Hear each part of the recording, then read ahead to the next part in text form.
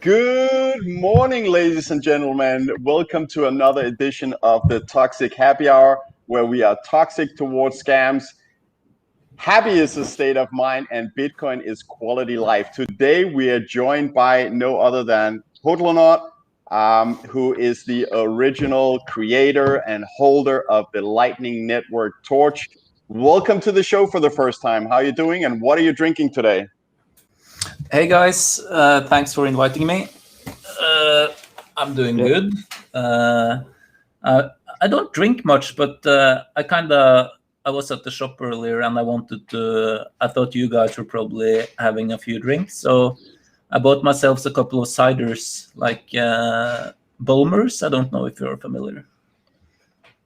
No, I'm not much of a cider man, but I want you to tell the viewers the story you told us before we went live um, about Voss water, which is from Norway, that expensive restaurant drinking water. What is that, and what do people use it for in Norway? Yeah, Norwegians not all Norwegians are familiar with this story, but it's on sale here as well as like some kind of premium water, which is absolutely ridiculous since we have amazing premium water on the tap. But Voss water is actually tap water from a region in Norway, so it's just it's groundwater that's serving this small region in the south of Norway.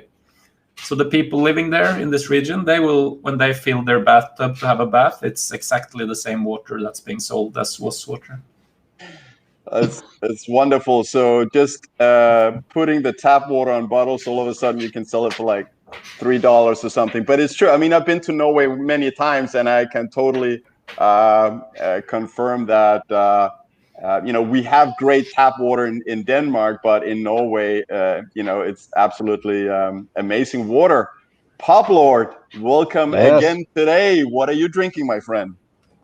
Well, yes, need to help make up for the shortfall here. Stop by on the way home from the office on overseas and working, but great European city here. Out watching the people, but got back to room. But going back to a little polliner action today, if you can see, right?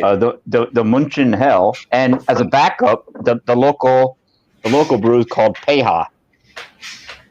So right. we got a couple ready to go. There's so much good Bitcoin news today. I figure I need 2 beers for this show. Of course. And today, guys, I had to make a quick breakfast. This is my breakfast. It's a banana strawberry smoothie with a bit of oatmeal and raisin in it, giving it a good taste. So this is my breakfast. That's so LA, man. That's so LA for you. A smoothie. Come on, man. No, I'll tell you why it's LA. This is all organic, buddy. It's organic. Yeah. We do this unscripted. We just have a happy hour. We talk Bitcoin, but I guess we can't avoid talking about $1,000 green candle. Hodlonaut, I presume you haven't missed that Bitcoin price action. Yeah, I haven't missed it, even though my chart watching days are kind of behind me. I used to obsess a lot over the charts years ago, but obviously I'm really happy with this price action. It's cool, but it's also peanuts, It's also just I don't know. I think I made a tweet the other day saying something like everything under 20K is sideways, and that's basically how I feel about it. So yeah, this is cool. We're getting there. The air is thick with bullishness for sure. So it's exciting times. Yeah. I guess you could say that anything below 20,000 is buying the dip. Really, I mean, this is still on fire sale. Imagine it's still lower than it was almost 3 years ago. So, and by the way, so I'm doing a Bitcoin presentation tonight at a private gathering with barbecue and drinks and Bitcoin, where I'm, red pill. I don't know, a group of 10, 15. People, and it's just a nice day to go out and talk Bitcoin with this action and create a little bit of FOMO with $1,000 green candle. Pablo, what do you think about the price action? Well, yeah, you want to open up them. Let's go back to March when the pandemic started and ask them where their money was, because we've gone from $5,100 to now $12,700. Okay, so you got. I mean, what an easy opening that is. Yeah, the price action to me, like I say, I'm always buying it. I wrote that thing down. My first purchase was at 17,600. So I mean, this is nothing. 12,000. I'm still buying the dip, as you say. It's great. I wrote it all the way down to 3,400. I'm still here, and because that, when you get Bitcoin, you get Bitcoin, and that's it. Yeah. So I'm not going anywhere. Bullish on all the other news coming in. I think this is overdue. This price, I think, honestly should have been probably earlier this year, but I wasn't complaining because, again, I was just stacking sats. Right. All right. So now that we got the amazing price run, still the dip covered, what's going on with you, Hodlonaut? What are you doing these days, and what do you find exciting about Bitcoin? Tell us about what you're up to, and anything you want to talk about when it comes to Bitcoin. I feel people always have something unique that they're focused on and passionate about, and we're not giving enough attention to that. So tell us anything you want about Bitcoin. I definitely will. I was curious while you were talking, Publord, about since you wrote this, you entered at the height of the mania in end of 2017, right? And yes. If your conviction has ever been rustled, or if you have been like completely zen about it the whole time. Yeah. So when I started, I had a friend of mine, and I read about Bitcoin earlier, probably maybe 2015, and I just thought, oh, this is like internet money, like gamers use it to like pay each other. I didn't fully understand it. Many years ago, I had read The Creature from Jekyll Island. I had understood the problems with the Federal Reserve. I had read, Atlas Shrugged. So I was already primed for something like this, but I didn't know what Bitcoin was at that time. I didn't get it. So a friend tells me, I'm so angry at my boyfriend. I said, well, why are you so angry? She goes, well, Bitcoin. I have a friend, and she bought Bitcoin in 2011 with her husband, and my boyfriend wouldn't let us buy. This is 2011, by the way. Yeah, that far ago. And I said, wait, what? I said, I've heard of this Bitcoin. I thought it was internet money. She basically called me an idiot and said, do your own research, which I did. I dove in, like, wait, what's going on here? I FOMO bought. I didn't know what the hell was going on. I saw Bitcoin. There was, at the time on Coinbase, you only had 4 things to buy: Bitcoin, Bitcoin Cash, Ethereum, and Litecoin. That was it. So I said, I don't know what I'm doing, so I'm going to be smart here. I'm going to be smart, and I'm going to diversify. I'll buy 25% of each on my initial buy-in.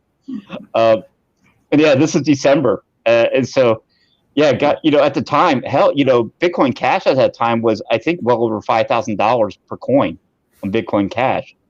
December 17, yeah.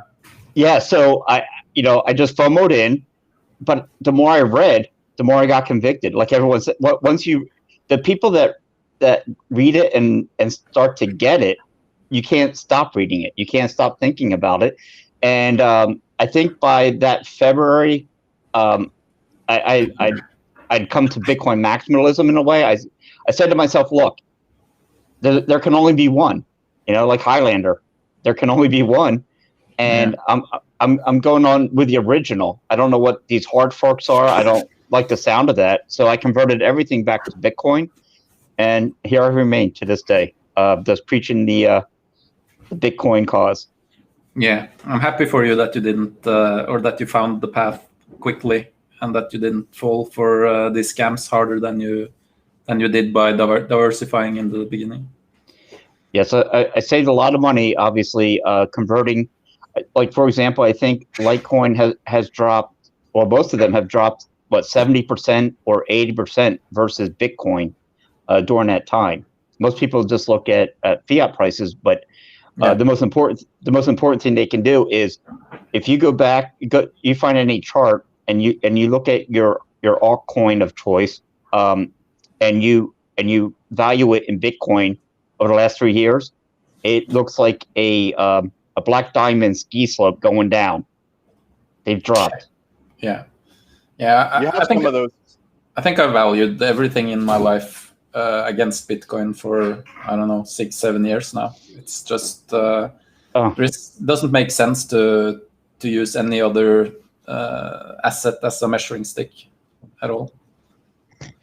But yeah, you asked me about what's going on. Yeah, I'm spending most of my time on Citadel 21 these days.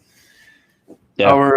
Our Bitcoin cultural magazine that me and Bitcoin Katja are making. We released our latest volume today, actually. We release every month on the 21st at citadel21.com, and really, really enjoying that. I think I'm very bullish on Bitcoin, but I'm just as bullish on Bitcoiners, and everything that comes out of this space is amazing. So many brilliant forms of expression, philosophy, financial thinking, art. It's so cool to curate and publish Bitcoiners. So we're really enjoying that, and we're also doing prints now, physical prints. So all this takes a lot of time, and it's really, really rewarding to work with.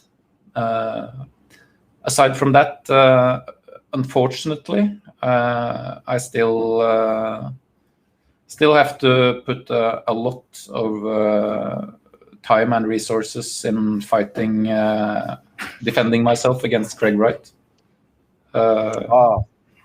That sucks, and it's been going on for 18 months now, and still basically no end in sight. So, and that's it's been heating up a little bit now lately. I've just won. He appeals everything basically. Sure. So now the Supreme Court in Norway just ruled that the case will actually go ahead here in Norway. This is kind of complicated, and I'm sure a lot of people don't really know what's happening. But what happened was that this guy put a bounty on me, right? And set the whole world in motion to dox me. And that made me take some countermeasures, and I contacted legal assistance here in Norway. So the moment he found out who I was, we basically preemptively filed suit against him here in Norway to be able to run the case in Norway, which has much more sane libel laws than the UK. Yeah. Which they have been fighting vigorously, but now the Supreme Court has ruled that the case will go here in Norway. So at the moment there is this absurd situation with two parallel cases running, like one in the UK and one here in Norway. So yeah, I'm dealing with both of these cases on a pretty much day-to-day basis. That really sucks. Does this mean that you cannot travel outside Norway in fear of getting forced to stay in another country to fight that battle there, or?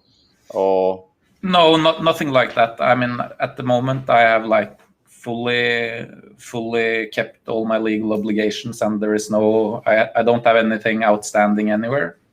So that's not an issue at all. It's just a matter of when you have people with very, very, very, very much money, like Calvin Air has, and they are hell bent on crushing someone financially through the legal system. It's I've been very surprised that this is even possible, and especially for me as a Norwegian citizen with very strong personal rights and very strong freedom of expression and stuff like that. So yeah, it's not good. So yeah, if I could jump in just for a second here. I remember there's a story many years ago. There was a famous woman.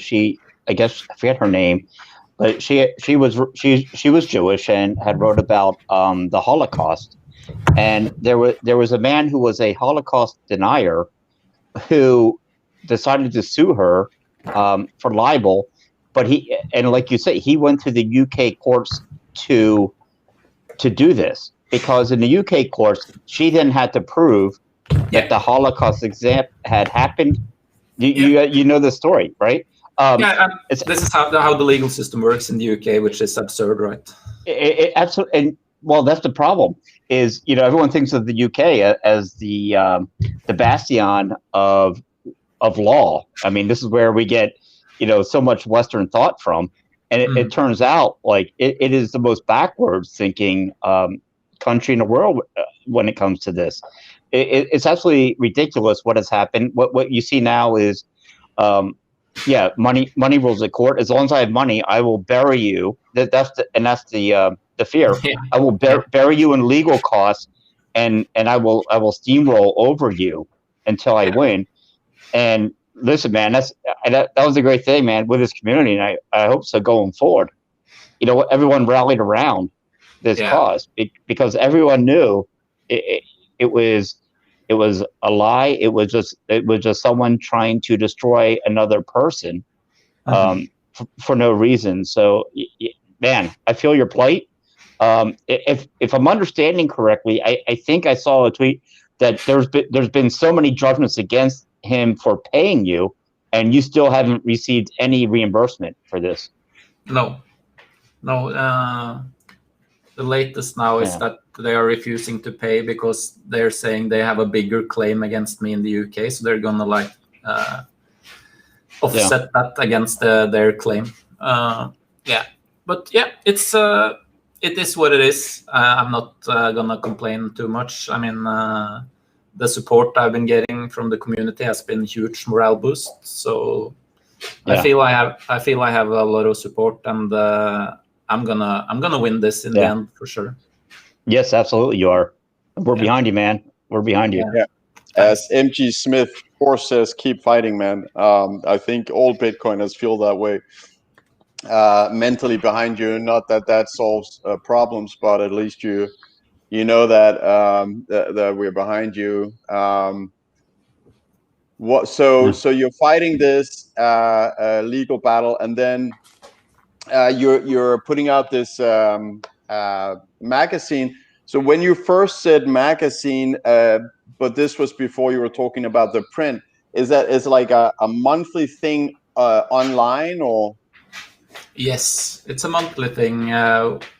We've been surfing around between around 15 to 20 articles every release, and it's open for anyone to submit stuff to us. Obviously, we're not publishing everything we get submitted to us, but kind of the deal here is that we want to give a voice to the plebs, to the low followed accounts. As long as there is merit in what you submit to us, it definitely will get published. And most of our volumes, we have, I would say, like 70-80% very small accounts or unknown people getting their voice out there. And personally, I think what the content in Citadel 21 is very high quality and very diverse. A lot of different cool shit that you definitely will not find in any other publication in Bitcoin. Yeah, let me jump in on this one, Anders, because man, I briefly reached out. Hodlonaut and I had talked. This is a few weeks ago, and I forgot the topic, but it was MicroStrategy, and they were just going to press like within a day or two, but I had so much on my plate because I wanted to talk more about it, and it's probably an interesting article I could have written. What I think is fantastic about Citadel 21 is, we're not ossified here when it comes to new ideas in Bitcoin. I mean, yes, of course, there's people that are OG. I get it. There's people that been around or smart, but as Bitcoin expands, the people it brings in by nature are very smart. The smartest ones get it first. And man, there's so many great ideas, perspectives, and I love the fact that you get these articles, or the group now, people that have done nothing before in their life are so passionate. They're doing memes, they're artistic. I love that side of it. It's never been a side of my life before, but I fully appreciate it. And with Citadel 21, it's not only the online, but I mean, when they're doing a hard copy, it's like it's cool because it's like a throwback hard copy as well. You can get a magazine, which I think is brilliant because this is something that you can actually hold in your hand. It's got physical presence. I think that is so cool that you can actually get this. Because my generation, I grew up, you had magazines, you had hard books and things that are digital. So man, what a perfect way to bring Bitcoin to the world from not only articles but graphic artists. Everyone's so creative in expressing what Bitcoin is, because at the end of the day, everyone has a way to express what Bitcoin means to them. Yeah, the social side of Bitcoin is huge. I think it's an underestimated part of Bitcoin. The whole social fabric, the whole how this organic web of trust and the connections. It's what won the fight in 2017, the No2X fight, and it's why Michael Saylor went so hard on Bitcoin, because he called it the cyber hornets, right? And that's a great meme, which I personally have adopted to my heart. I really like it. But speaking of we call it a scene, like from a throwback to the old culture of scenes. I don't know if you. I mean, personally, I was into football scenes. There were scenes published by the team I supported here in Norway, and I also got my hands on some Arsenal scenes. I was a huge Arsenal supporter back in the day. And also music scenes. There were scenes in the computer, like in the Amiga computer scene I was in. So both me and Katja had like a lot of love for that old, when the grassroots of a subculture produces something with zero corporate filter, or zero agenda except from distributing pure content, pure honest raw unedited opinions and art and whatever the fuck comes out, so that's what we're trying to do in a Bitcoin version. I was going to say, and this is the great part, is it's got a physical presence in this world. It's time stamped. How Bitcoin is that, man? The thing is time stamped in the world. When you publish it, it exists. No one can delete it ever. Yeah, I love it. It's quite powerful actually to manifest a physical thing. So we're really happy that we didn't plan it. It was actually people requested it so hard that we decided we had to do it. When did you start the physical magazine, the print? We launched volume 1 of the physical magazine 2 months ago. So volume 3 is dropping now any day. How many copies did you do of that first one and the second one? We printed 1,000 copies. We sold out in 2 weeks. Each copy is individually numbered. There will be no reprints. They are scarce. Zero reprints. Son of a bitch. This is the point I wanted to get to, because I was sitting and thinking that you've created a collectible.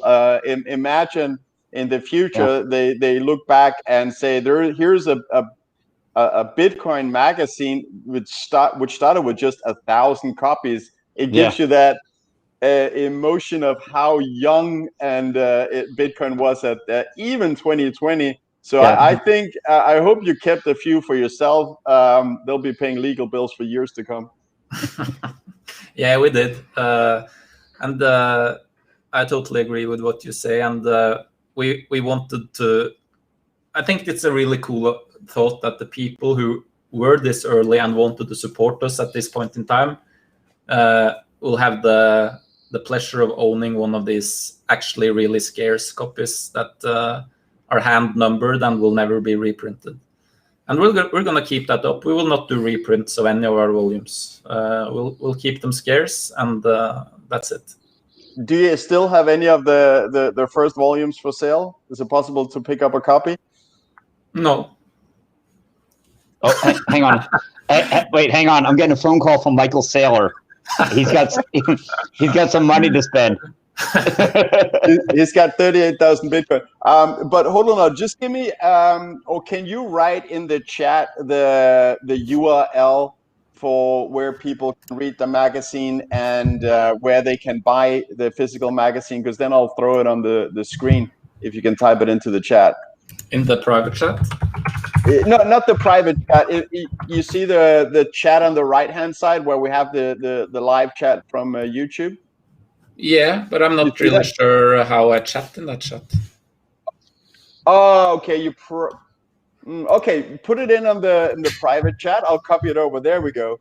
That's the first link is to the actual website, but I will also throw in the link to our shop where you can buy the physical scene. All right. First up here we got the magazine, the online magazine, and then I will just throw in the address where you guys out there can buy the physical magazine. And you've just heard it here for the last 2-3 minutes that it might be a really good investment. We have set aside some copies for ourselves, so maybe in a couple of years we will release 2 or 3 of them into the wild and see what people are willing to pay for them. We'll see. But also, I want one now. I want one now. I can't have one, Anders. Sorry, bro. One autographed now. Maybe I send you a whole Bitcoin for it. We'll see. Yeah, let's talk in private chat. Yeah. But I was just gonna when we're on the topic of Citadel 21. I think another thing that I want to make clear and to mention is that, and that I'm quite hyped about and quite proud about, that we are Bitcoin only. We're running a Bitcoin circular economy, 100%. There is no fiat involved. We pay everyone in Bitcoin. Our designer is paid in Bitcoin. Our shipping and printing provider is paid in Bitcoin. Our hosting is paid in Bitcoin. Everything is paid in Bitcoin, and we only accept Bitcoin in our shop. There is no fiat anywhere. And we have lost sales on this. We had people saying accept my fiat, please. I don't want to spend my sats. And we can relate to that opinion, but it's not happening. We don't want your fiat. We just we want to try this Bitcoin circular thing, and it feels really good actually to basically be free from everything related to the banks and just processing our own transactions with BTC Pay server.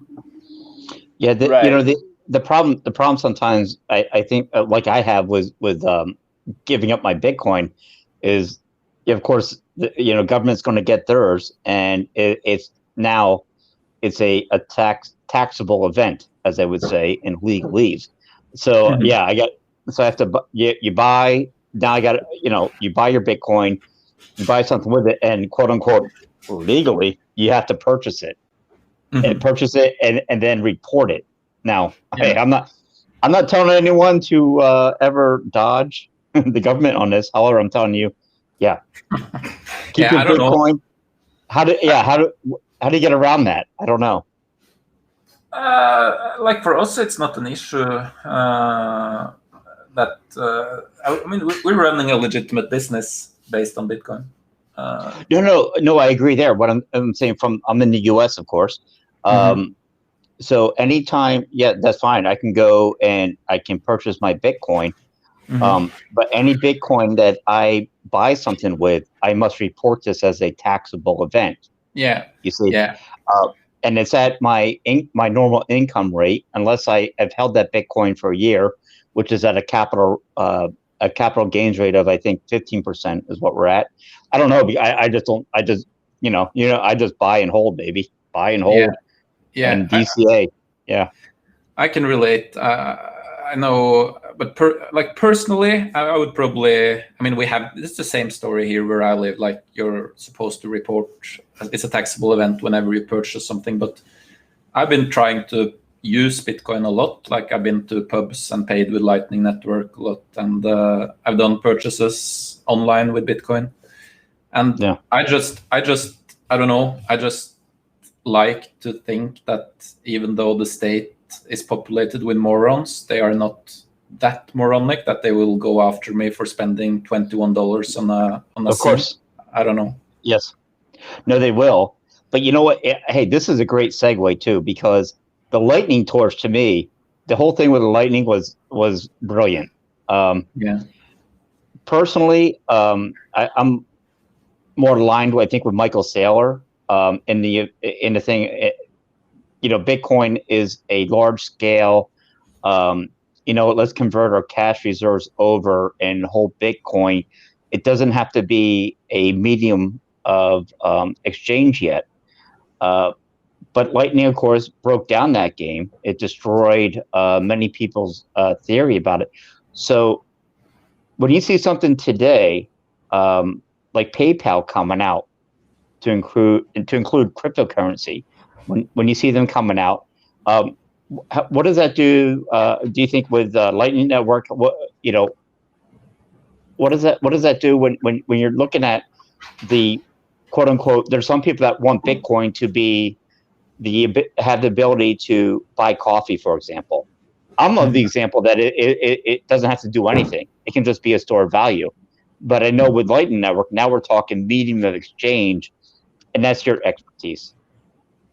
Yeah, I think I talked to a dude earlier today who made his first ever Lightning purchase. He bought the scene, and it's eye-opening to use Lightning for retail. It really is. To me, it's eye-opening the same way using Bitcoin the first time was eye-opening, because it is actually it's instant and it's settled right there and then. And I mean, when you mentioned PayPal, I mean, it really I don't see how that plays into Lightning or kind of competes with Lightning in any way, because you have to log in. You're paying as an identity gate kept by this company called PayPal, instead of just here's a product, I want it. You don't you have to fill in some place to get it shipped if this is a physical product, but apart from that, you just this is the product I want, and here is the Lightning invoice, and done.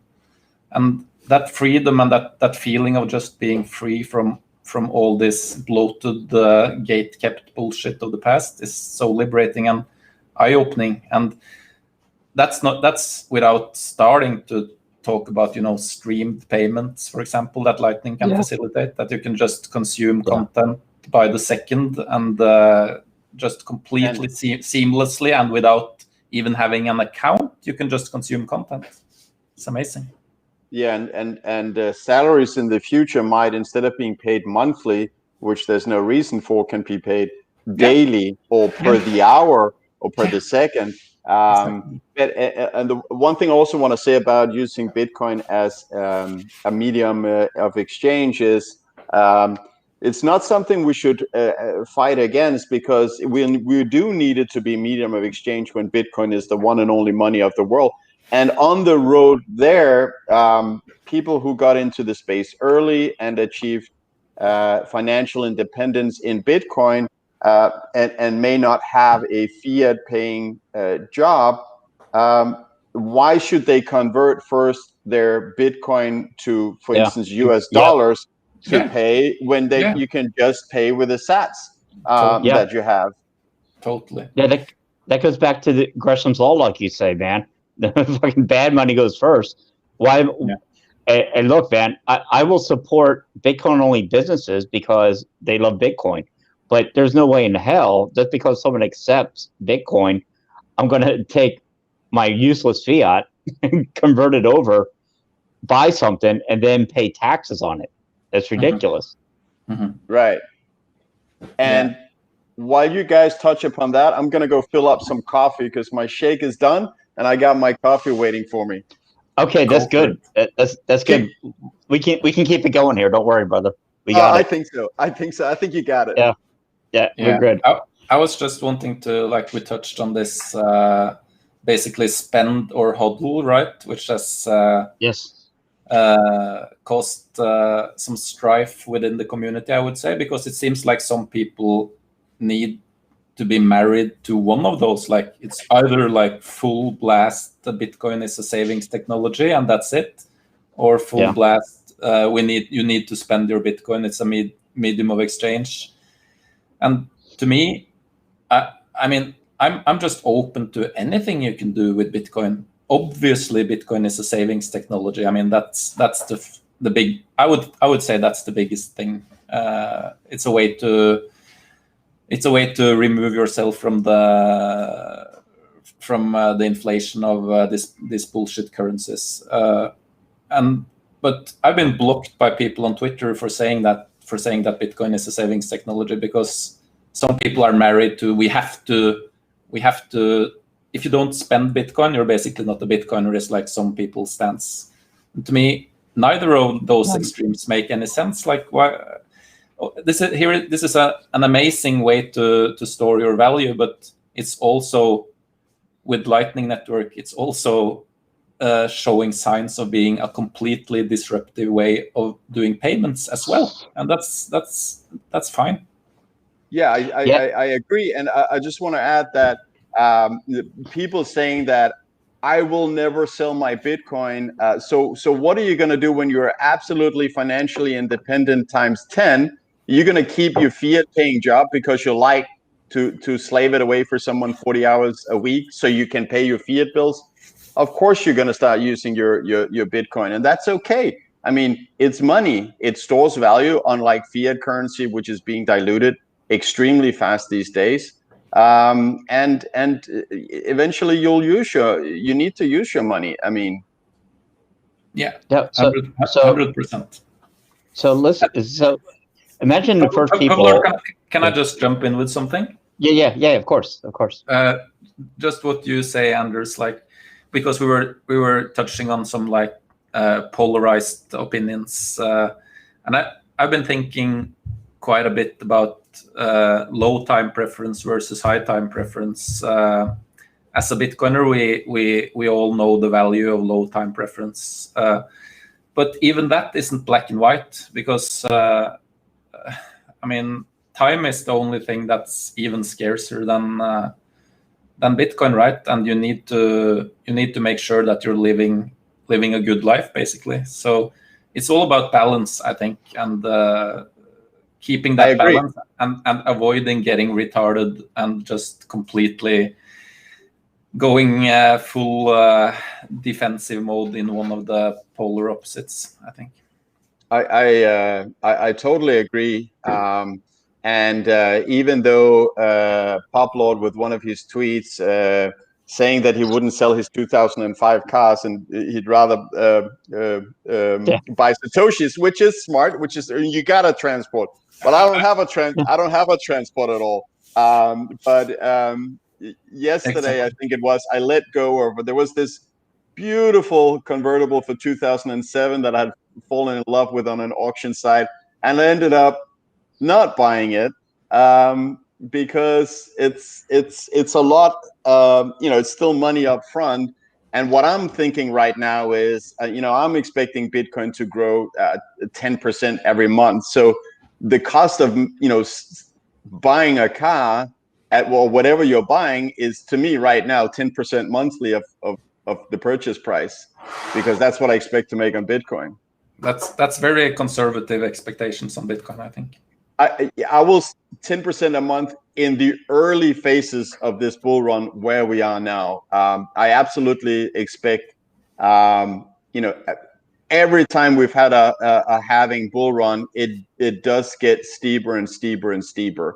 And if you look at, it's one thing I'm looking a lot at to try and get an idea of where the FOMO top will be, is I'm looking at how many days did it take for Bitcoin to make the last 100% gain. And in 2013, it took only a Bitcoin 5 days to make the last 100% jump. And in 2017, it took, that was 9 days. In 2017, it took 16 days for the last 100%. So yeah, that, it will be doing more than 100% per month, but that's the sort of conservative expectations to the next couple of months. As I understand, once we pass 14,000, which was the top last year, then it's pretty much open air to the all-time high of 20, and after that, it's just the party is on, and not much resistance in the upward pump. I suspect that I follow what you're saying, and I agree to a large extent. I think, though, what's going to happen when this starts getting very frothy, I think it will be wilder than we can imagine. I think this will be one for the ages. What's going to happen in Bitcoin now? The spring is coiled so tightly right now. Yep. We have the perfect. We have the perfect storm in the world around us. Like, you couldn't have designed it better. Bitcoin was made for this, basically. And when this shit takes off now, everyone will realize what Bitcoin brings to the table. It's gonna be fucking crazy when this shit really takes off now. It almost makes me a little bit anxious to think about what we have in store. So yeah, I'll jump in on this because pandemic or not, it was fascinating. One of the great things when you come into the Bitcoin space is I had a primer on economics. I had read some books. Every day, more people come in and read about economics. So to me, for example, having PayPal buy in, hell, I don't know. They could hypothesize this shit all day. They can go out there and tell you Bitcoin. I'm more concerned about the people that come in to PayPal that say, "Oh, wait, what is Bitcoin? Oh, I learned about money." Because when the people learn about money and what it means, they get it, and then they buy all in, and that's what I love about it the most. But yeah, moving forward, my God, you've seen what's happened this year. 22% of all U.S. dollars printed in a year. Yeah, and they're gonna try to hide behind a CPI of 1%. Yeah, they're absolutely nuts. People are waking up to this. Was so savage to see Michael Saylor pick apart that CPI narrative. Oh my God, I love that guy. It's such a chat. I retweeted that one. I mean, just absolutely destroyed him. Keep your 1% CPI, because guess what? I know it's 22%. I know what did he say? His bond to buy a $50,000 payout has gone from 1 million to 20 million. The dude gets it. He is a Chad. He's so fucking surgical. He's like the surgical Chad. Yeah. Okay, I'll give up my microphone to I don't know, whomever. We're just having a happy hour here, having a couple of drinks. Oh, okay, good. Then I can jump in on one. I got one more. All right, so I got one more. We have a natural break here, so why don't we say cheers to all of you and to the people in the chat. Yeah, cheers, boys. To all of you. And I got my eToro golden mug because with what Bitcoin is doing lately, I'm absolutely killing it on eToro. Hodlonaut, I'm not sure if you're aware exactly what they do, but they have this thing called social investing, where people can allocate money to copy someone, and then whatever I do, their copy money does that in real time. And I'm on an important mission on eToro US because I am proving, and Bitcoin is helping me to prove, that Bitcoin is a better investment than the dirt coins, because my performance being 100% holding Bitcoin portfolio right now is completely outperforming the people I'm competing with, which means that more people say, okay, they will copy me, where all the money goes to Bitcoin instead of a portfolio where Bitcoin is, say, 30%. So I'm on a mission to allocate other people's money to Bitcoin for their own sake and for the sake of freedom money. Cool. So question, do they self-custody? What do they do with the Bitcoin? I mean, once if it's in there and in your portfolio, it is in their custody. But you can download a wallet and then withdraw it. You can do that. Okay. Oh, hey, let's move on, man. I mean, news today. Well, I mean, we're pushing. Listen, man, we're pushing 13,000. I think the shackles are off thanks to Michael Saylor, and also a new company, another one from England, a holding company came in and just said, "Yeah, you know what? We get it. 10%. They wouldn't list a dollar amount, but they just put 10% of the reserves into Bitcoin." And I saw a comment on that. I also retweeted that that news. But I saw a comment in my thread that it was this the block character Larry Cermak.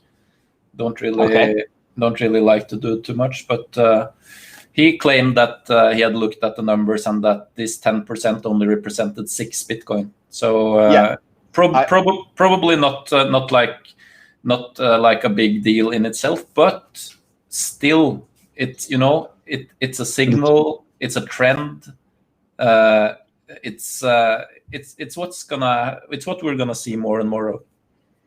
Yeah, so I agree. I saw that as well. The amount actually is really small, so it's easy to make a press release saying we bought 6 Bitcoin. I mean, what the guy obviously forgot is it's not 6, it's 6.15. He hasn't heard about that meme, I guess.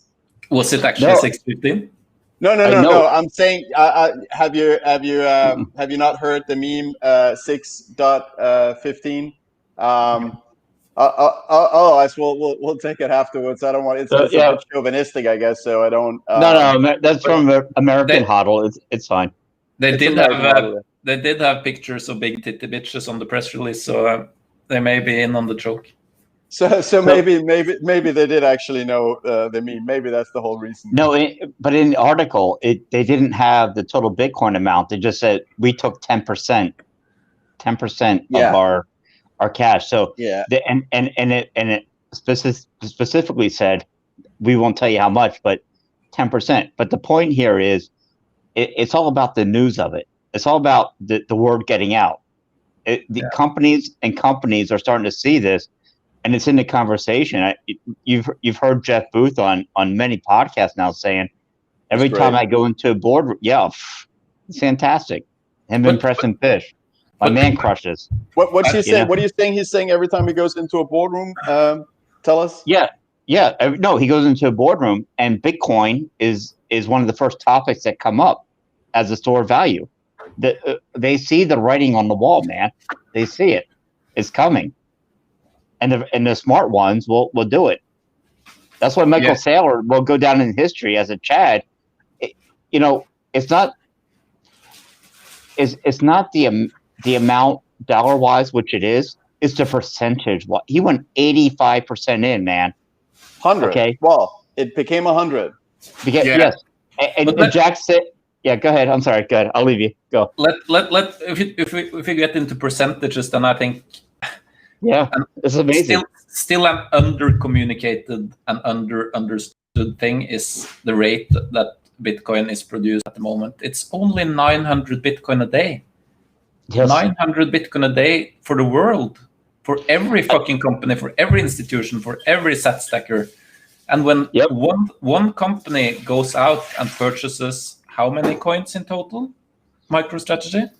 38,000, I think it was. So it's like 40 days, 42 days. Supply. 42 days of Bitcoin. 42 days. All right, 42. Yep. All right. And then you I ran the numbers. Yeah, me too.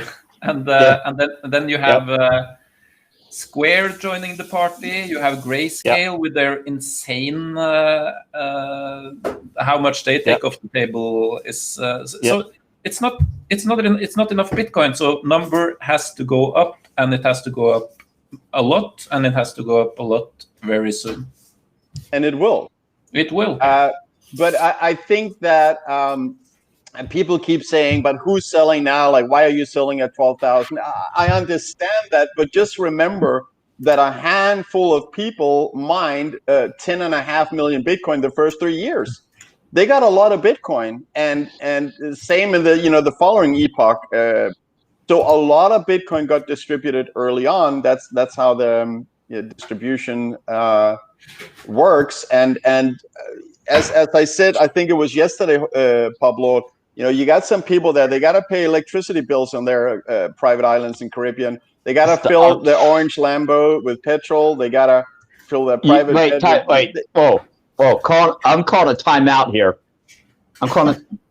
Do you really think the people that are in the Caribbean, that do you think they really rely on Bitcoin as, oh my God, I lost my job? No, they listen, man, they got their own fiat angle to pay that shit off. Okay, what you see, the people selling now are all the miners. The miners have to capitulate. That's it, because everyone that could sell something, they've sold something.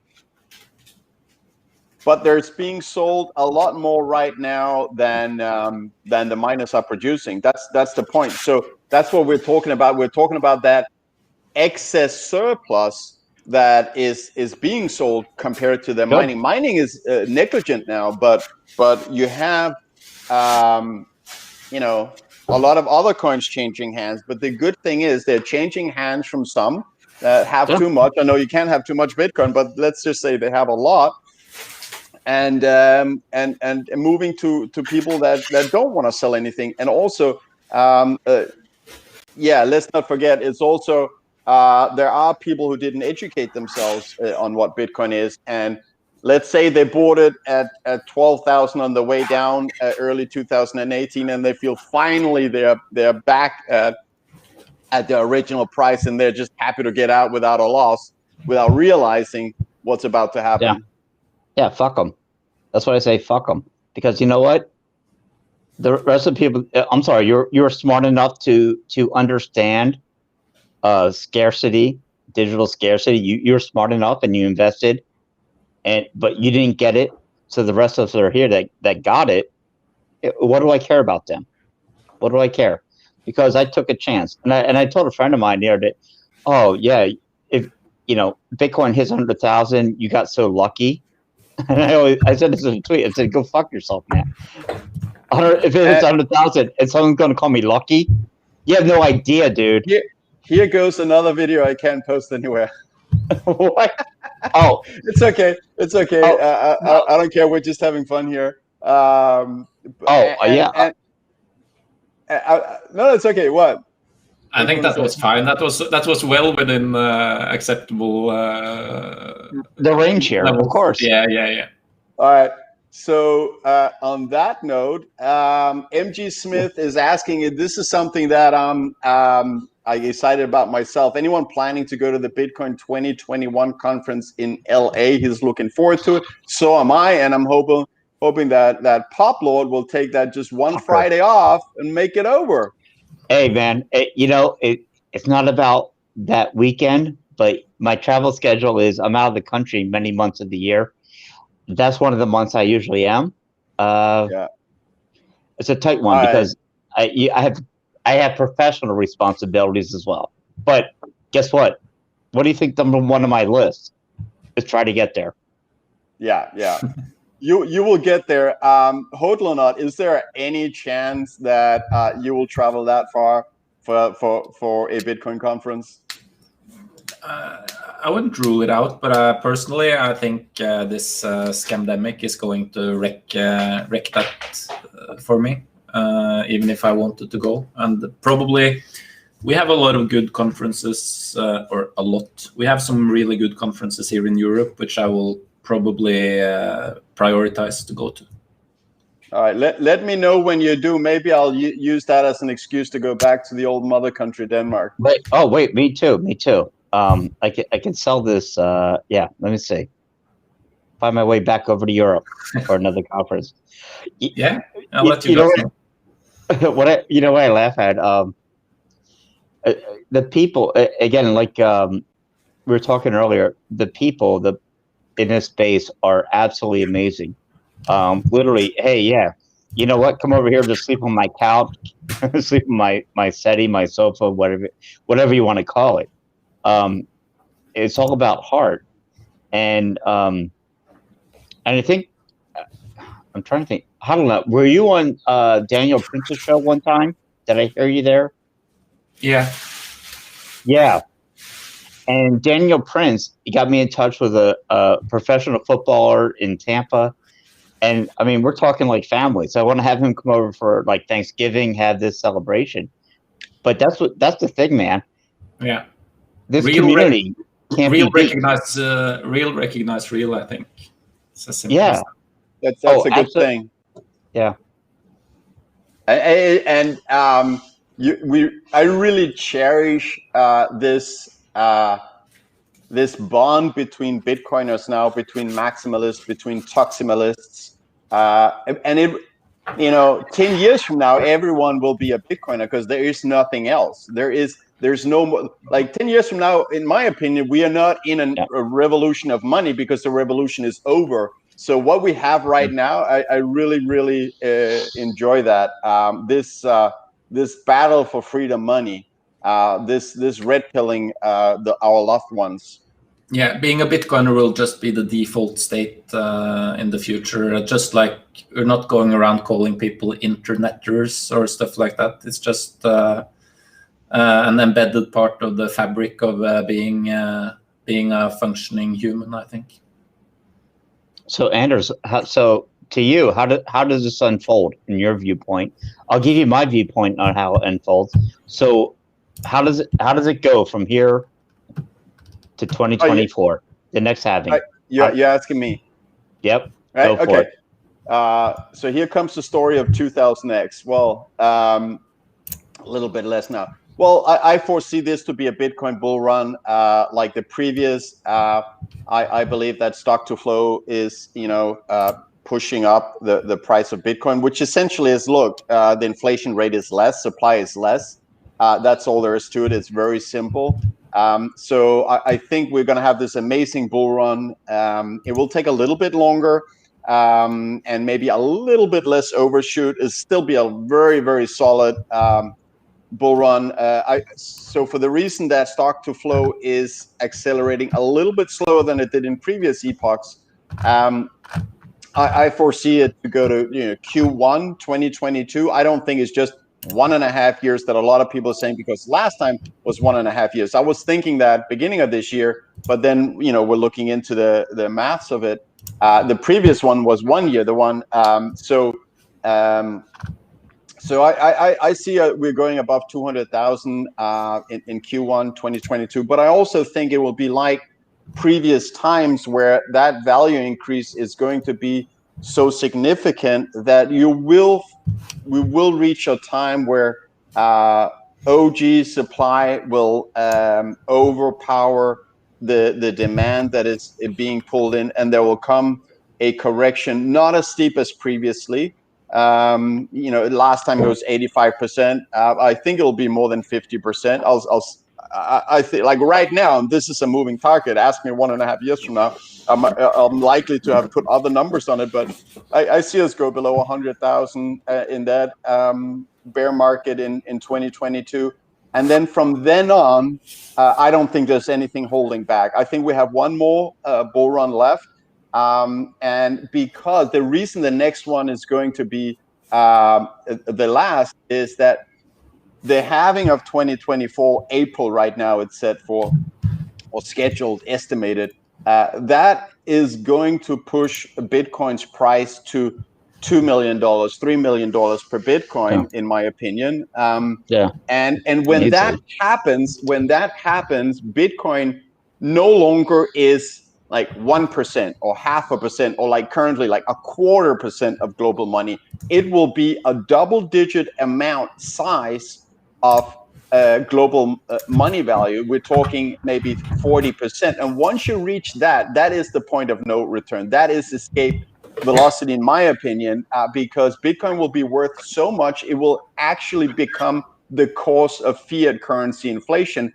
And I believe that media will start to cover that, and there will be a global awareness and consciousness about Bitcoin actually taking over, and then it's going to be self-fulfilling. And in 2025, 2026, The rocket is it's not going to stop. It's going to put fiat in the grave where it belongs. Fiat will collapse. Bitcoin will take over as money of the world.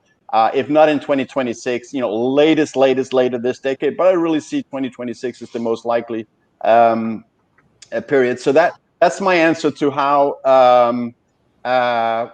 we're going to get there. I mean, and eventually. So one last thing. So my price target for Bitcoin, and you're laughing because you know it, Publord, is $20 million per Bitcoin. No. Of course, it won't be priced in dollars because dollars won't be around, but in today's buying power, because you in have value.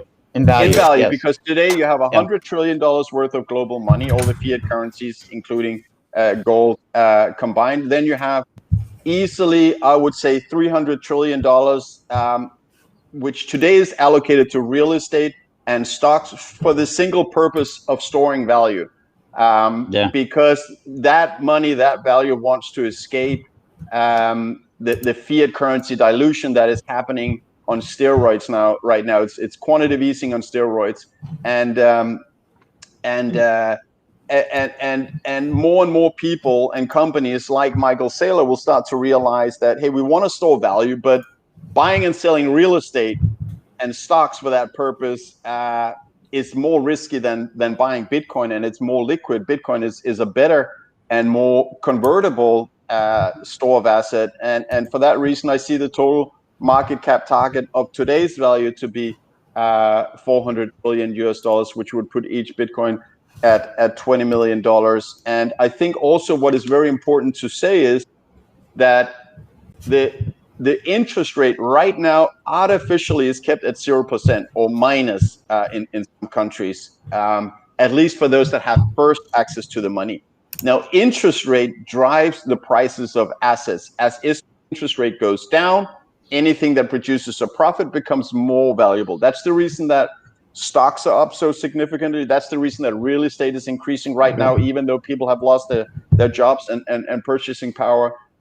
So when Bitcoin takes over and we get back to not an artificial interest rate, but a market-driven interest rate, which will be significantly higher than 0%, the houses that today are $20 million will be a lot cheaper. So value of Bitcoin goes up, prices of assets go down, and people that are in Bitcoin today will be in a great situation. I think if you have 0.1 Bitcoin, you'll be financially independent by the end of this decade.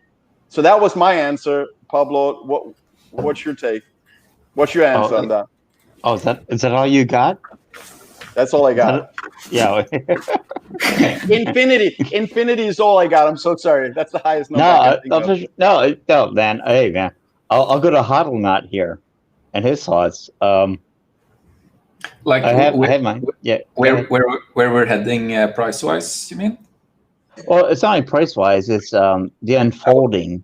I was on the toilet, so I missed a lot of Anders's. No. Okay. No. I'll go then. No, I'll go. So I'm talking about the unfolding of Bitcoin, what it means to the world. As we unfold from the actual value of a provable digital scarcity, it's absolutely stunning to me. When you find it, you fall in love, which I did. So moving forward, I'll tell you what, man, Michael Saylor threw the monkey wrench into the works. He threw it in there because guess what? No one talked about this, and I guess maybe it's game theory. It's game theory because, hell, who's it? Corey Clipson, I think, from Swan had called out stock to flow. That's impossible. Can't happen. And then we find out we have people that are in charge of companies that will buy Bitcoin and put it as a reserve. That's fascinating to me. No one ever talked about that before, and here we are. So so someone must explain to me, why would I ever sell an asset that companies will be climbing all over themselves to accumulate? Someone must explain this to me. Why would I ever sell? Why would I buy a coffee with it? is digital land, is digital everything. Why would I ever sell? So I leave you with that, Hodlonaut. Sorry. Yeah, I think I will quote Knut Svanholm on this. He wrote an article for Citadel 21 called Deeper Down the Rabbit Hole. And he basically is what we're talking about here. The future of Bitcoin is everything there is divided by 21 million. And that's basically how I look at it. Everything there is. Absolutely perfect. That is fucking brilliant. Yeah. Sorry. Oh, sorry. Danish title. And yep. how we get there is, I mean, in my opinion, impossible to predict. It will not be a. There will be a lot of friction. It will be a bumpy ride. And I'm not talking necessarily price wise. I mean, I think it's very naive to think that we will not be fought on this on our way. There will be a fight, I think, and I think the world is heading into a huge conflict in general, which seems unavoidable at this point. We just basically it's you can't avoid conflict forever, basically, and we have kicked the can ahead of ourselves in so many ways as a human species now. Like the financial system is just one of those ways, and the culture wars going on now. There's a lot of things coming to a head in the times ahead, which is kind of scary. But in the end, I don't.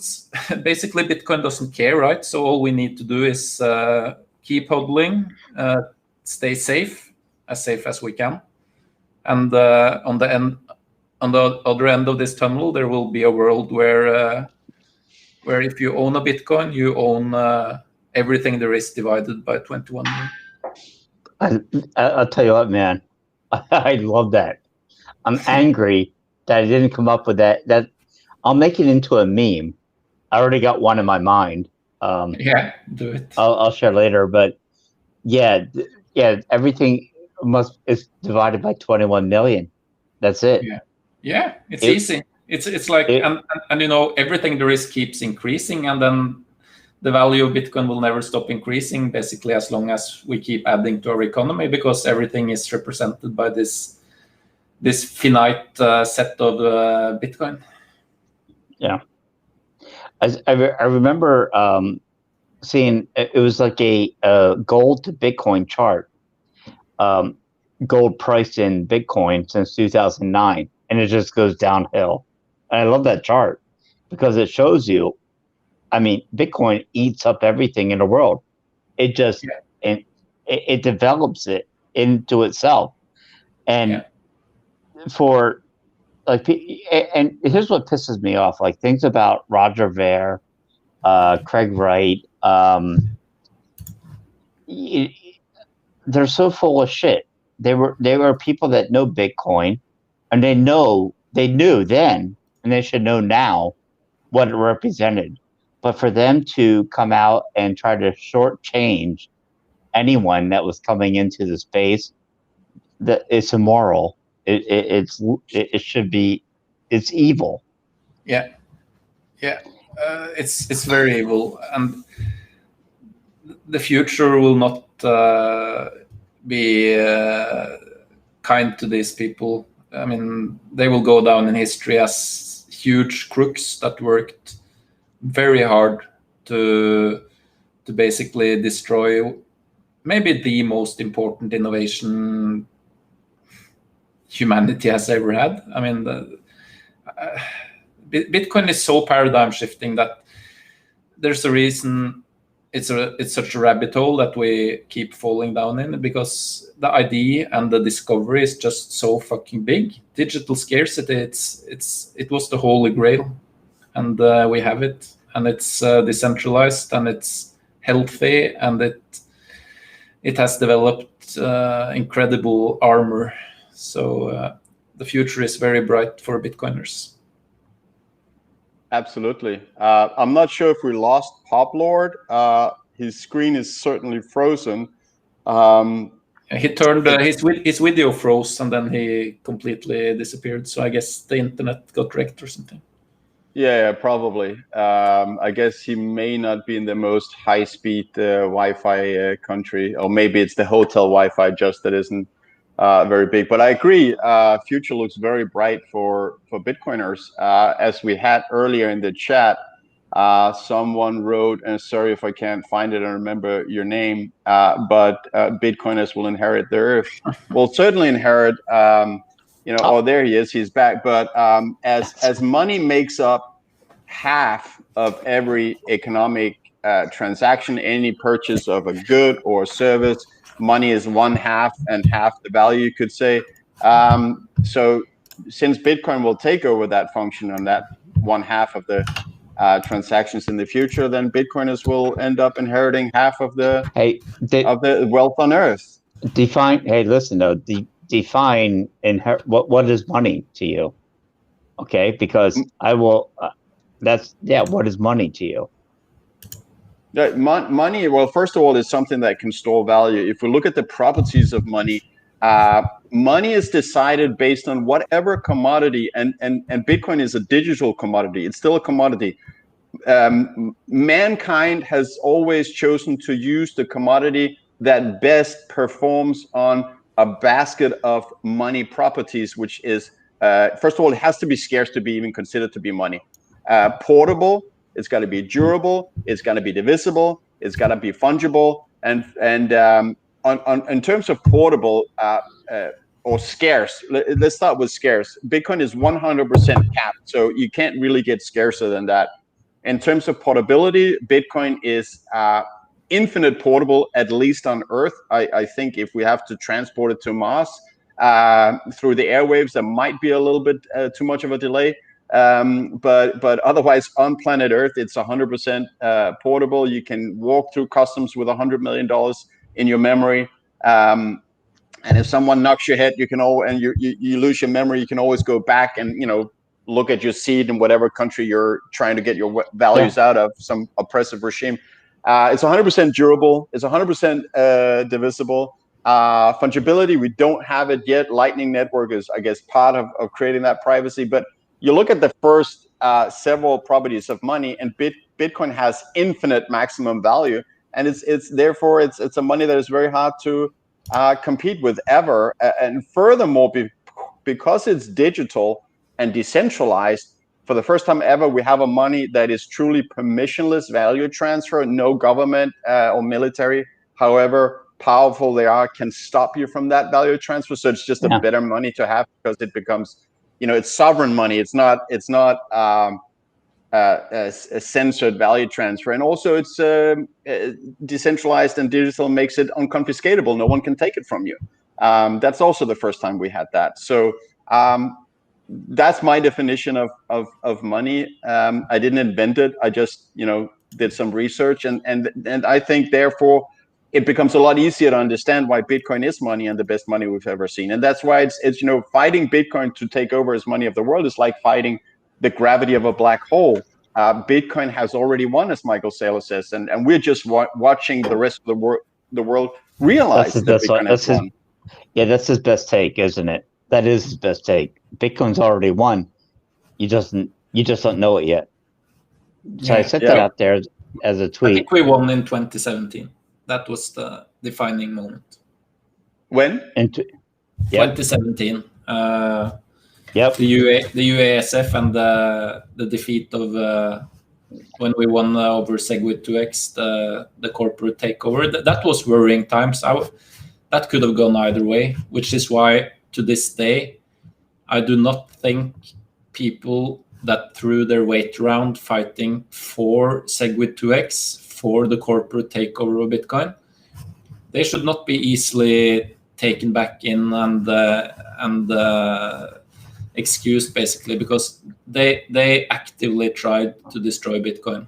I don't think people realize how incredibly dangerous that time was, and it was up in the air for a while how that shit ended, but Bitcoin won that fight, and there is no. That was when it became clear for me that damn, we actually won. Oh, Yeah, hang on. It was the I freedom. have a bad connection here. I got a bad connection here. No, not really. I don't have a bad connection. It was Andre Andre to shut the fuck up for a minute, because I want to say something here, which is very true. Well, Be how nice to not? our guest, Publord. Be No, nice. no. I'm very nice. I'm telling him, I know you are. absolutely 100%, dude. You're right about that entire diatribe. You're absolutely right about what happened there. It was a takeover. Yeah. And your view of that takeover led Michael Saylor, for example, to come in and understand we are his kind of people. Yeah. And the rest of the world will see it one day. They're going to see it soon. But yeah, man, you keep on keeping on, brother. Fuck, I'm behind you. I'm with you. Obviously. Thanks. Hodlonaut, we've got MG Smith 4 is active in the chat, and thank you for all of you chatting and participating. But he's saying, come on, Norwegian Sovereign Wealth Fund, do your thing and go big on Bitcoin. Put a word in, Hodlonaut. You got some people you got to talk to there and make them buy Bitcoin. No more. Yeah. I have a meeting next week, so I'll sort it then. Awesome. All right, so you heard it here first. Buy Bitcoin before the Norwegian Sovereign Fund. Buy Bitcoin. To be serious, the Norwegian Sovereign Fund just got a new manager. It was a huge controversy because this is a very very competent dude from finance. Kind of controversial because he's rich as fuck, which proves he knows what he's doing. But Norwegians don't really like people flaunting their wealth, so it was yeah. Anyways, he seems to have a good head on him, so I would not be surprised if we will see. I think he is quite dynamic, and I would not be surprised if the Norwegian Sovereign Wealth Fund, if we will see them hedge a little bit into Bitcoin in the coming years. I kind of see that happening, to be honest. Yeah, so this will be his big intelligence test, really, if he allocates to Bitcoin or not. And if the higher percentage, maybe the more intelligent. I really come to looking at Bitcoin and looking at all other assets that are driven by the artificially low interest rate. I really feel that a portfolio with more than 50% in Bitcoin is a conservative portfolio. Having less than that is risky. I mean, it's just risky to hold assets that's going to plummet when the interest rate reaches a free market level, unlike the current central committee planned artificial low or negative interest rate. And if you're not holding, a lot of Bitcoin, you're living your life with a lot of risk financially. Yeah, I agree. Publord. I'll jump in on this one. Yeah. Well, if you can't look back over 10 years, so yeah, I've got this asset class. We call it digital scarcity, and you don't buy after 2009. Understood. 2010, 2015. If you can't look at this rocket ship that is ready to roll, and you can't be bothered to even allocate 1%. I'm not saying take all your money and throw it in. I'm not saying 100%. You can't even take 1% or 10%, and you take a chance. Well, hey, a friend of mine. I don't know. You got no balls. Yeah, the thing is, buying Bitcoin now is no more taking a chance, in my opinion. Not buying Bitcoin is taking a chance. I know you agree, but if you don't buy Bitcoin, you're really taking a big chance of ignoring the best performing assets in 11 years. And I mean, how can you look at something like Bitcoin and not at least do yourself the favor of spending 30 minutes? 1%. Spend 30% looking into what is money, what is Bitcoin, and then it's a logical conclusion. What do you think, Hodlonaut? I'm biased,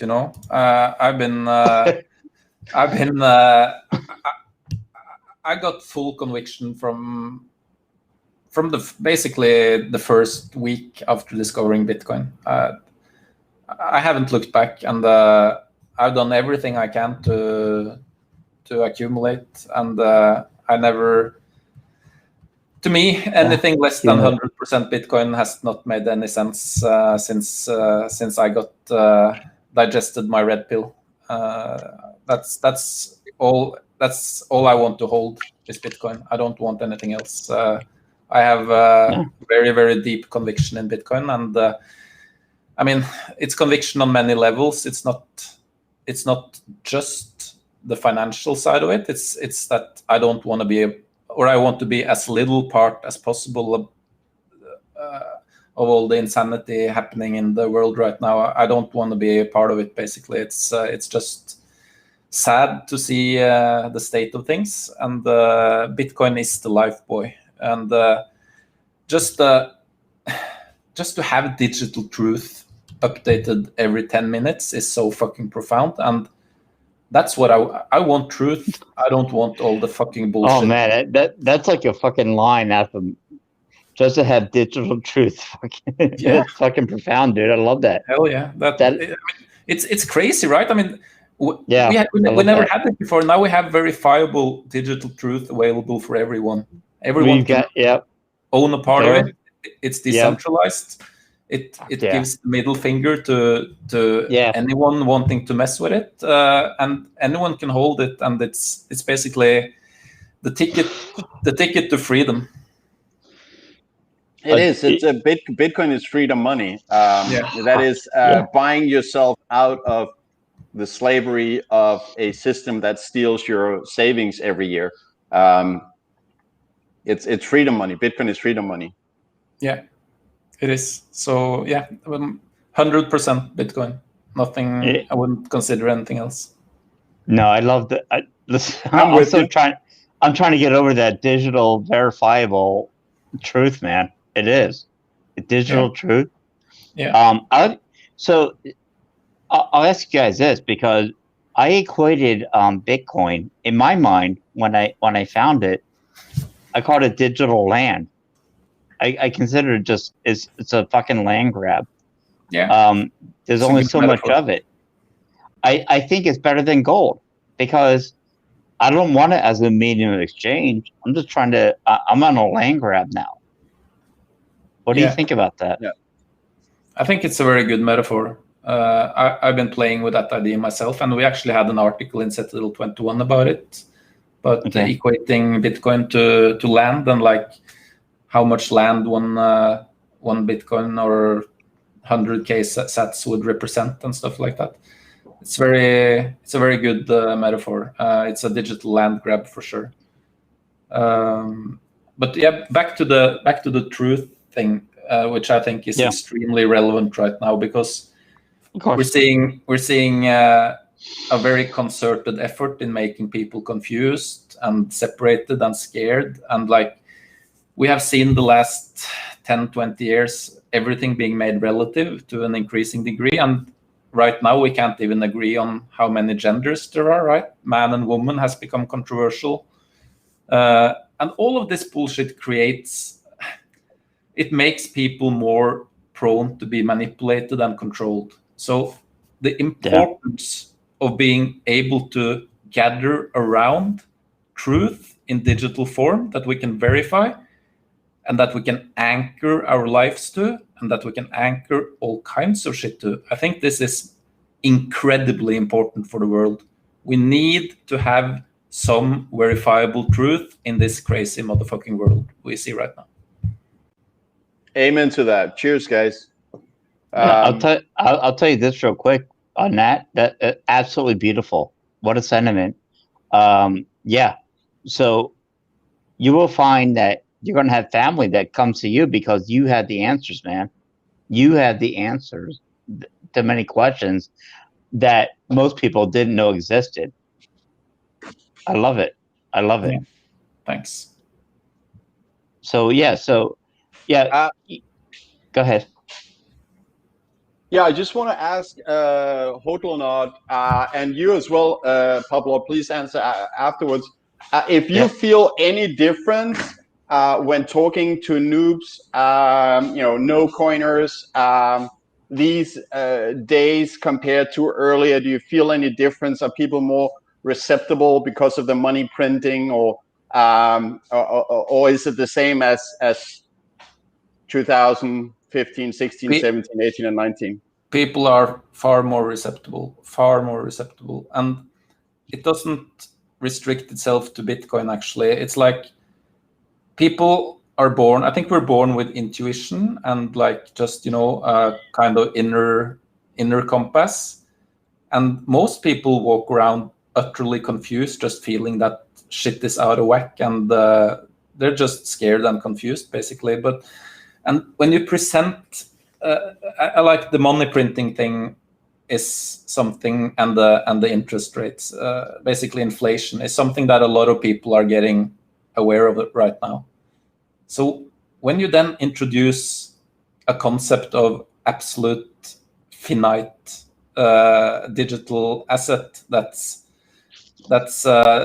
completely decentralized and verifiably scarce, it immediately piques their interest. And just these last 6 months, I have had people who have previously been completely disinterested, and I don't shill Bitcoin hard at all in my private life, but people still know that this is something I'm into.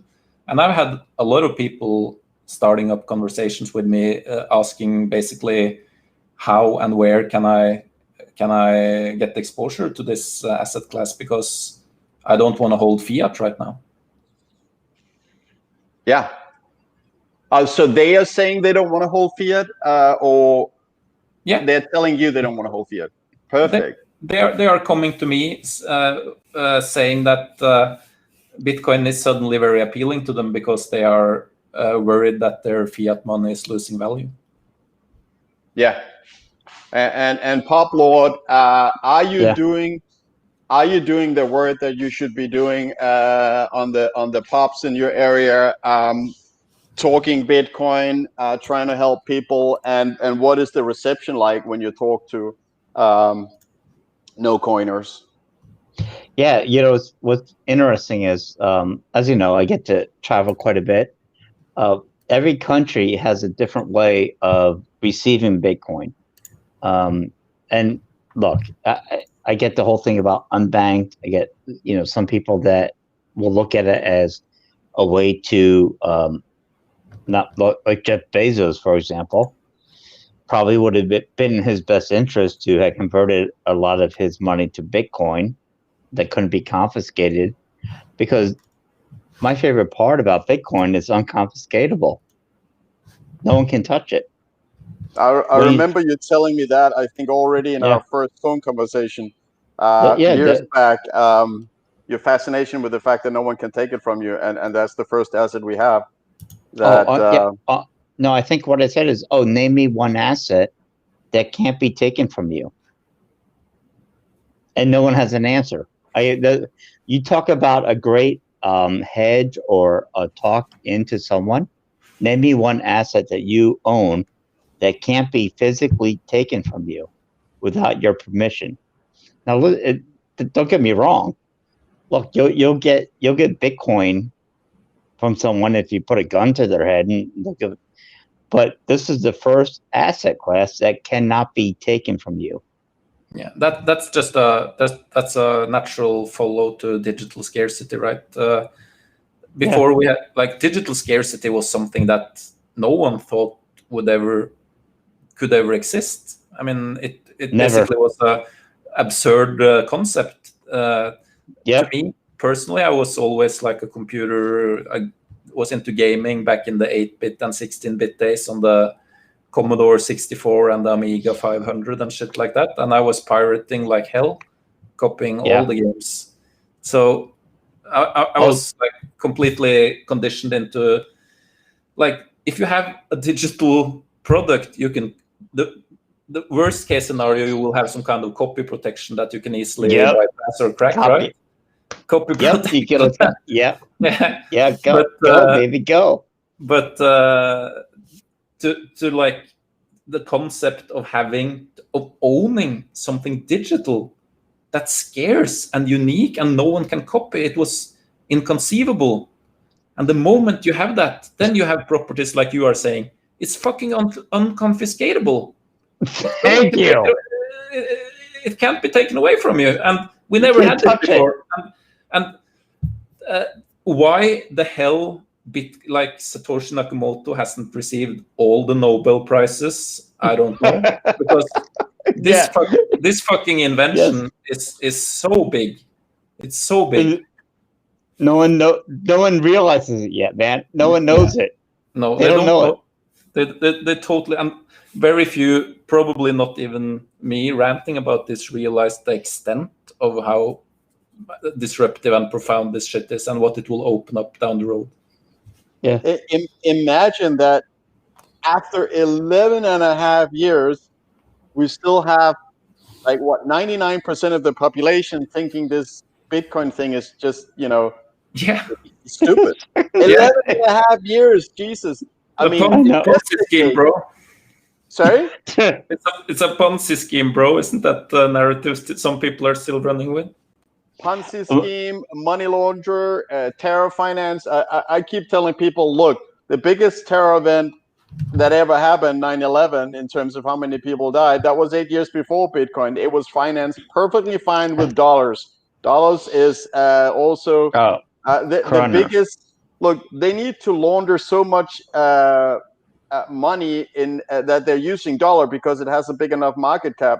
I mean, all the cases that has been settled without any bank executives going to jail. Like, what is it? The biggest case, I think, was HSBC, 700 billion they were laundering for drug lords south of the American border. Great, yeah.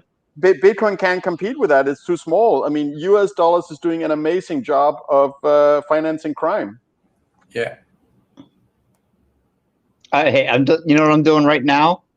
I'm fucking laughing because I get to talk to money smart friends, knowing that it's a Bitcoin standard, as Safadine put out in his book. It's a standard right now, and many companies are finally finding it's a fucking standard. That's it. Sorry, it's coming in, man. Bitcoin will suck up the value of everything in the world. No one knows it yet. Knut Svanholm knows it. Infinity divided by 21 million. Yeah. Yeah. Oh, yeah. Love that, man. Fuck, divide it. I love that. Yeah, that's good. Yeah. He put it out in a tweet as well. Yeah. I think I retweeted. Regarding Twitter, by the way, you guys, in the show notes below here on YouTube, you'll find Hodlonaut and Publord, their Twitter accounts. Hodlonaut doing his amazing work with the Citadel 21. Publord being a bit of a meme monster, putting out a lot of new memes after he downloaded a meme machine programmer. And during the summer, he's become a total meme monster since then. That's great. No, I know. I love. Listen, man. I love the memes. When you can take a complex idea and make someone laugh or smile or think about something, why not? Why not do it? Memes are so high bandwidth. You can get so much across in a meme compared to it's just super condensed information packages that just unpack in people's brains, and great way to transmit ideas and bigger concepts. Totally. I mean, the concept that a picture can convey more than 1,000 words is really so true. And with a meme, you can have people that in 1 second digesting more than 1,000 words of meaning put across. It's just so powerful. And at the same time, Twitter has the best memes, I think, of any topic, or maybe it's because it's the only place I'm hanging out. And it's a lot of fun. Publord, you want to say something? It's the first time you put up your hand to get permission to speak. What do you want to say? So I'm trying to be polite. I don't want to just interrupt here, but memes today. Back when I was growing up, was the kid when you found out I got poetry 101 in this lesson. you find out that you're in a poetry club. Poetry is fantastic. Most people should learn more about poems, because what you find out is the power of the word, the power of anything you do, is more impressive when you can do with less. Less is more. Sorry, Less is go more. ahead. Sorry, I thought you were finished. Please go ahead. Less is more. But Hodlonaut, I want to make a pitch here for Publord. If you guys are putting cultural stuff together, Bitcoin culture together in 21 Citadel, I want to I'm not doing anything like that. No. But I'm saying I want to pitch to Hodlonaut that, because you've done some awesome memes. I don't know if they put stuff like that, Hodlonaut, in your magazine, but there's some pretty funny and smart memes that he put together, or others. Is that something? Do you guys put some of the memes in your magazine as well, or? Yeah, of course. We usually package them inside of an article, but I'll say that right now, that if Publord if we're ever able to convince him to do a little write-up and spice it up with his memes, it can basically be an article about his meme journey, his Bitcoin journey, how he enjoys creating memes. It can basically be anything, as long as it's real and comes from the heart. And he's a perfect candidate for Citadel 21. Just, legit, honest, cool Bitcoiner with a creative mind. So we would love to have him in there if he's interested. There you go, Publord. Yeah, no. Most of my stuff, I'm just angry at the current state of fiat currency. So, yeah, that's Bitcoin culture. Yeah. Okay. Yeah. So I'm full of piss of vinegar. Yes, I'm there. I'll make something happen. Awesome. Excellent. I'll hold you to it. I'll ping you about it. And Hodlonaut, when you decide to go to the next European conference, do DM me on Twitter. I'd love to say hi in person at a conference. Yeah, sure. I'll do that. Would be cool to hang out with you guys and have a beer in real life. Exactly. No, I have a question though. For Hodlonaut, looking back, when did you realize that Bitcoin was it? Like for me, for example, when I found out it was unconfiscatable, when I found out that I had freedom like this, I was all in. So my question to you is, what made you finally see or realize, like, I'm all in on Bitcoin? It was, as I said, really early. I read the white paper the first evening I read about Bitcoin. I just came across it in a tech magazine, and what got me immediately was the finity, that there is 21 million of these bad boys, and that's it. And obviously that this is a decentralized system. I was kind of deep into BitTorrent before I found Bitcoin, so I was already in love with the promise of decentralization in different ways. So when I was already frustrated by the state of the world and the state of fiat money, and I was looking into storing my value in gold and shit. So it was instant, basically. That doesn't mean, I saw the promise instantly. I saw what this could be, and I wanted to put all of my weight behind it, and I did. But my full conviction that Bitcoin has won, that's only like 3 years old. But yeah.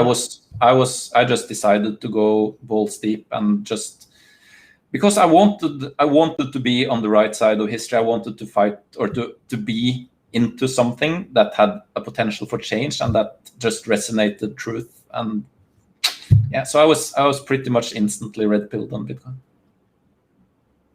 No, I think that's fantastic. And I only asked just to, man, I had to remind myself. I have a friend that was talking about, she's like, oh, listen, I had this idea of trading gold. You're going to find people that now are going to try to trade assets into different things they shouldn't do.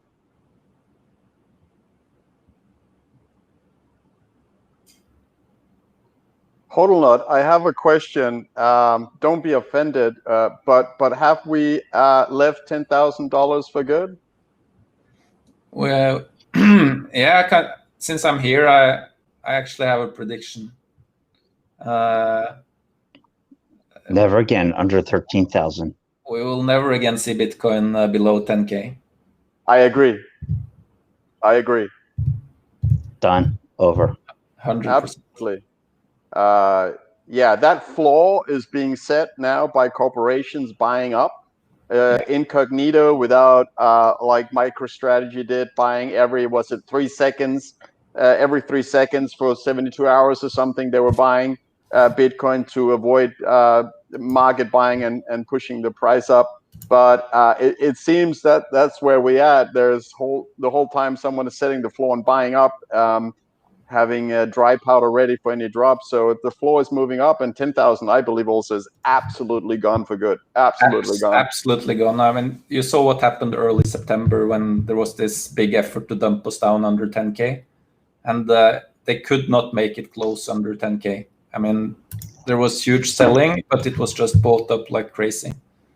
That was the final test, in my opinion, and it's just clear skies ahead. Yeah, I will say I'm willing to go on the line that we will see $1 million Bitcoin before we'll see $10,000 Bitcoin, because it's never going to happen. The 10,000. I'll second that. And I mean, sorry, go ahead. Even if Bitcoin was a shitty project, we will probably see 1 million Bitcoin. That's the money printing is gonna make sure of that, right? Yeah, I would say $100,000 by the end of 2021. Yeah. Done. Yeah. Done. I agree. Done. Yet it won't be the end of the bull run at 100,000. We are going above 200, in my opinion. But it's a moving target. Let's see what happens. Nobody knows for sure. Yeah, it's going to be crazy. That's for sure. No, I want to jump in because I'm curious. I know some opinions here, but what is the value of Bitcoin when it's just a company that puts it on the sheet? You know what? What the hell? We're going to take our cash over here and we'll put Bitcoin. We don't ever want to sell it, but we want to keep it on the sheets. So what do you guys think about that? They don't do anything with it. What is the value of Bitcoin? Knut Svanholm answered it very well with infinity divided by 21 million. Yeah, so if your company has a Bitcoin, it has 1/21 millionth of all value in the world. No, understand that's his practice. He's got his own viewpoint on. Of course, he's a Bitcoiner. I'm trying to think of a CEO that has to make this decision.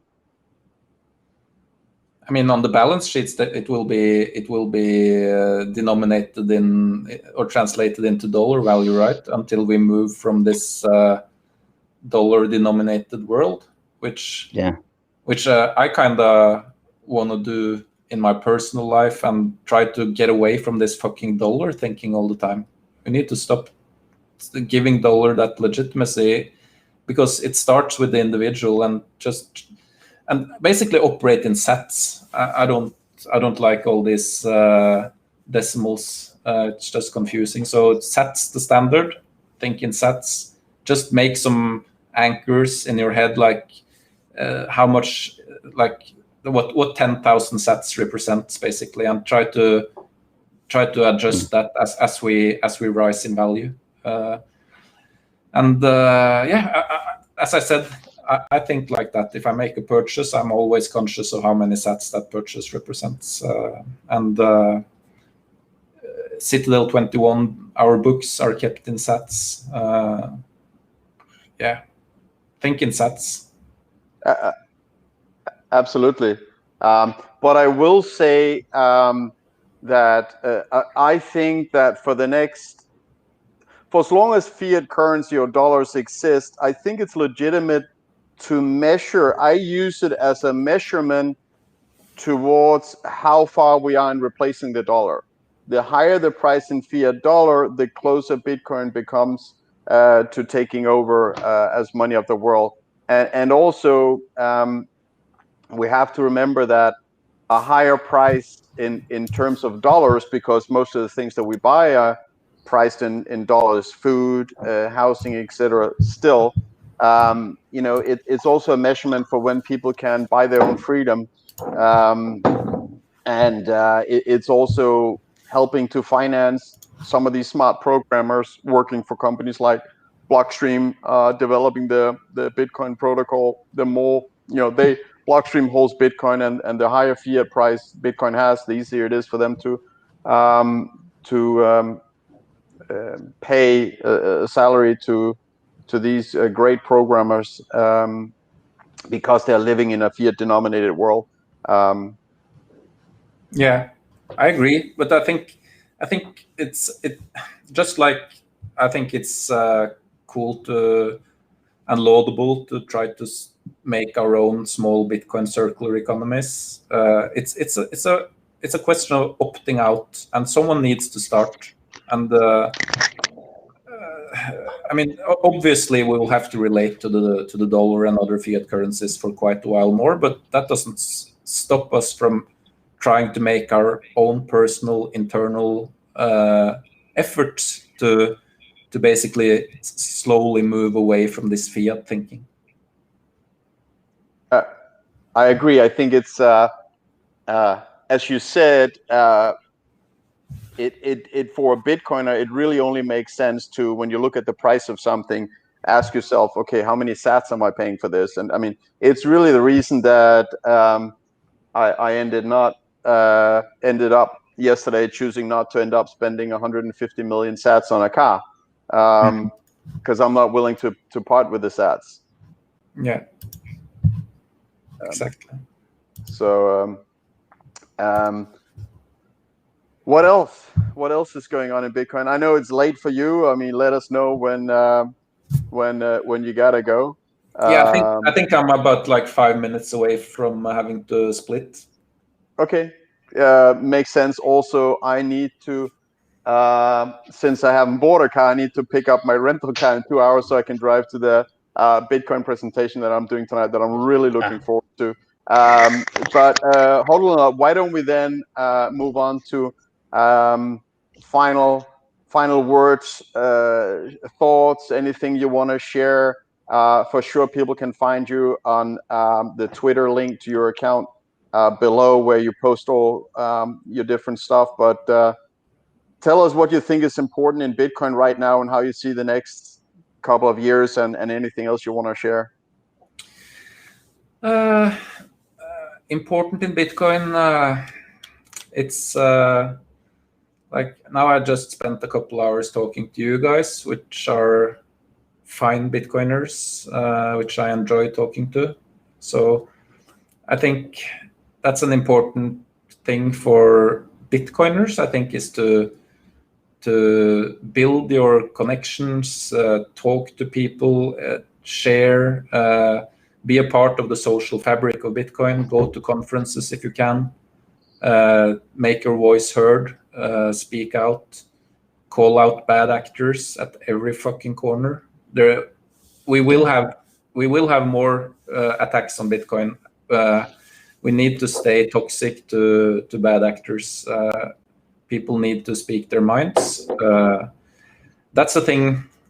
Like, I'm very conscious of as my account has grown on Twitter, and I never want to be restricted in my opinions by anything. Like, I will, no matter if I have some person with a lot of clout and influence following me, I will totally call him or her out if I see bullshit coming from that direction. And I always enjoy most talking to the real people in Bitcoin. I don't give a fuck about follower numbers or anything like that.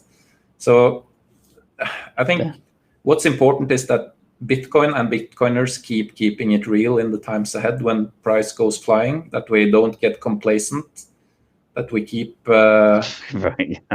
keep true to why we are here, and keep keep doing what we do, basically. I agree, and I think I really want to thank you for coming on.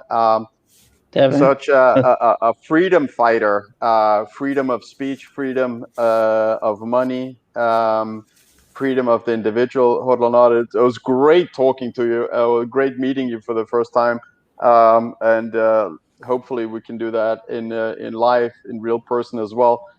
So thank you very much to you. Thank you very much to our 15 live viewers, which is our first double-digit amount of live viewers. Thank you all out there for tuning in on the chat and watching us. And Publord, over to you for final words or thoughts you want to share. And also Publord is in his Twitter account is down below. Sure. Jeez. Yeah. And, you know, Hodlonaut was one of the first people I found in Bitcoin's Twitter space. And for me to be here is an honor, honestly. His life work, his views, they're totally in line and in love with everything that the Bitcoin community stands for. So when I look back, you know, on the space right now, I'm just happy that we have so many great people like this in our space.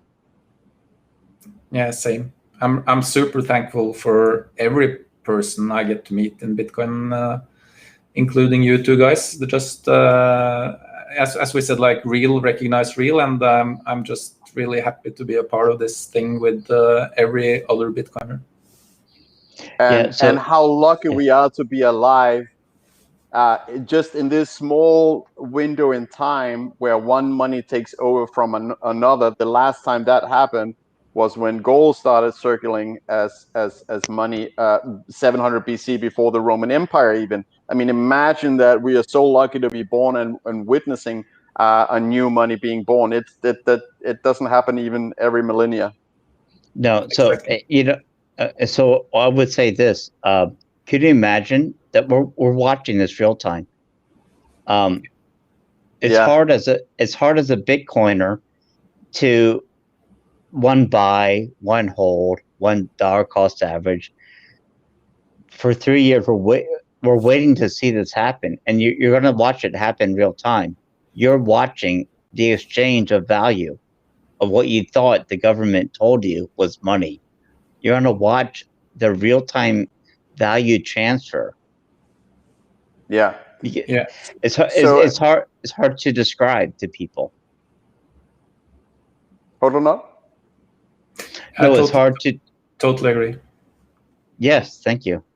So and the problem is we can probably go forever, but Hodlonaut, I want to respect the time zone that you are in, and the same with you, Publord. Although I know you need only very little sleep, and you are up really early for work.